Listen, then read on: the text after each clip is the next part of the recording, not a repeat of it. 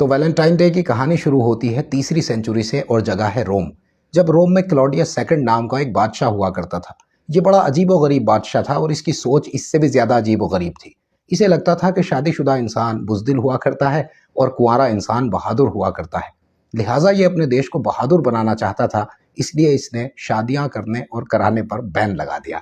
आपने बिल्कुल सही सुना, क्लॉडियस सेकंड ने रोम में तीसरी सेंचुरी में शादियां करने और कराने पर पूरी तरह से बैन लगा दिया। अब जाहिर सी बात है, जब राजा ने बैन लगा दिया तो शादियां कराने वाले लोग इस फरमान के आगे लहालोट हो गए। लेकिन कुछ बहादुर ऐसे भी थे जिन्होंने इस फरमान को मानने से मना कर दिया। बहादुरों की इन फहरिस्त में सबसे पहला और सबसे ऊपर नाम था सेंट वैलेंटाइन का। उन्होंने इस आदेश को दरकिनार करते हुए चोरी छिपे ही सही लेकिन शादियां कराना जारी रखा।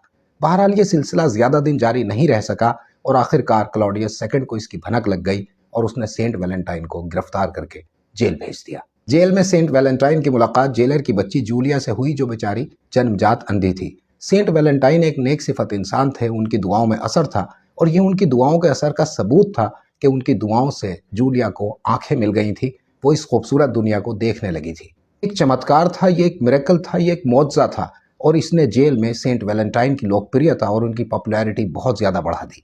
क्लॉडियस इस बात से नाराज हुआ और उसने सेंट वैलेंटाइन को कैपिटल पनिशमेंट की सजा सुनाई। 14 फरवरी सन 269 को कैपिटल पनिशमेंट का दिन तय हुआ। सेंट वैलेंटाइन बिल्कुल भी नहीं घबरा रहे थे। उन्होंने एक खत लिखा और उसे जूलिया का नाम छोड़ दिया।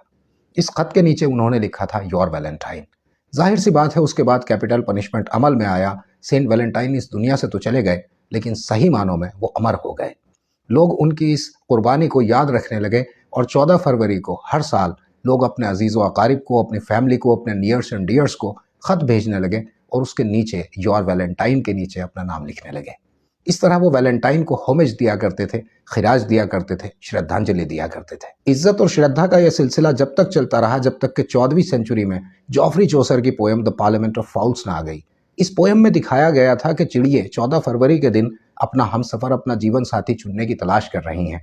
वो अपने हमसफर को चुन रही हैं, वो अपने जीवन साथी को चुन रही हैं। ये पोएम बहुत ज़्यादा पॉपुलर हुई और इतनी ज़्यादा पॉपुलर हुई, इसकी पॉपुलैरिटी ने वैलेंटाइन डे के स्वरूप को, उसकी शक्ल को पूरी तरह से बदल के रख दिया। उसके बाद इंडस्ट्रियल रेवोल्यूशन आया और लोगों ने इससे पैसे कमाने शुरू कर दिए और बस फिर वैलेंटाइन डे के बदलने और बिगड़ने का सिलसिला जारी हुआ, जो आज आपके और मेरी आंखों के सामने है। मैं आपसे ये बिल्कुल नहीं कह रहा हूं कि क्या होना चाहिए और क्या नहीं होना चाहिए। That's not my cup of T. मैं तो बस आपसे इतना कह रहा हूं कि ये हुआ था। तो दोस्तों, ये था वैलेंटाइन डे का इतिहास जो मैंने आप तक पहुंचा दिया है। आप इसे किसी और को पहुंचाना चाहेंगे